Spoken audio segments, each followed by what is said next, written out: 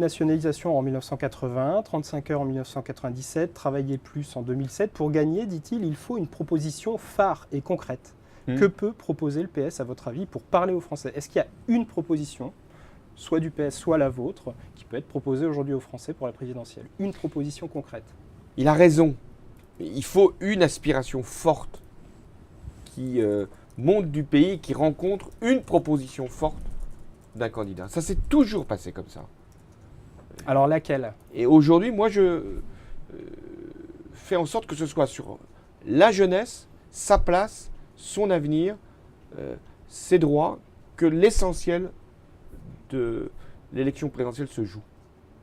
C'est-à-dire que j'ai considéré que si on veut redonner une perspective au pays, une confiance dans son avenir, il fallait faire des arbitrages, des décisions qui soient en faveur de la génération qui arrive. Est-ce que vous avez une proposition concrète pour les jeunes? On sait que vous y avez travaillé très très récemment. Est-ce que vous en avez une? J'en ai une, mais qui illustre la priorité, qui ne la réduit pas.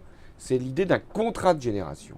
C'est-à-dire que pour l'employeur qui gardera un senior le temps qu'il puisse accéder à sa propre retraite, mais qui embauchera un jeune, quel que soit son diplôme, quelle que soit sa qualification, avant 25 ans, cet employeur ne paiera plus de cotisation sociale ni sur l'emploi du jeune, ni sur l'emploi du senior, le senior transmettant l'expérience aux jeunes.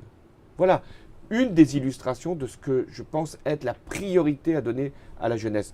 Pour l'emploi, mais j'aurais pu aussi illustrer mon propos sur l'éducation, sur le logement. Aujourd'hui, pour un jeune ou pour des jeunes, pour un couple, entrer dans un logement, c'est devenu une tâche impossible. Donc il va falloir, et sur le plan du marché locatif, avoir un système de cautionnement mutuel, que les jeunes n'aient pas à fournir des garanties pour entrer dans un logement. Et pour l'accession à la propriété, il va falloir faire des systèmes de prêt à taux zéro qui soient beaucoup plus larges qu'aujourd'hui pour que les jeunes puissent aussi accéder à la propriété.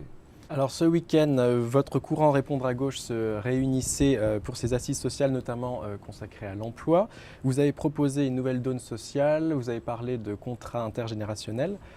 Après ce colloque, combien d'emplois serez-vous en mesure de créer en 2012, précisément?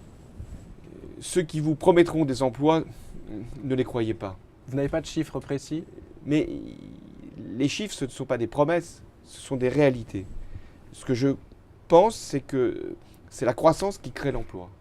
Donc la première exigence, c'est de créer de la croissance. Mais en même temps, il faut être capable que toute reprise d'activité puisse être la plus intense en emploi créé. D'où ma proposition de contrat générationnel. Donc vous me direz combien d'emplois, je vous dirai le plus possible. Et comment créer ces emplois? Quel type de contrat précis? Des contrats normaux, des contrats de droit commun. Des contrats pas des à durée indéterminée? Des contrats à durée indéterminée, dont l'avantage pour l'employeur sera, parce qu'il aura embauché un jeune et qu'il aura gardé un senior et qu'il les aura fait travailler ensemble, de ne pas payer de cotisation sociale pendant 3 ans.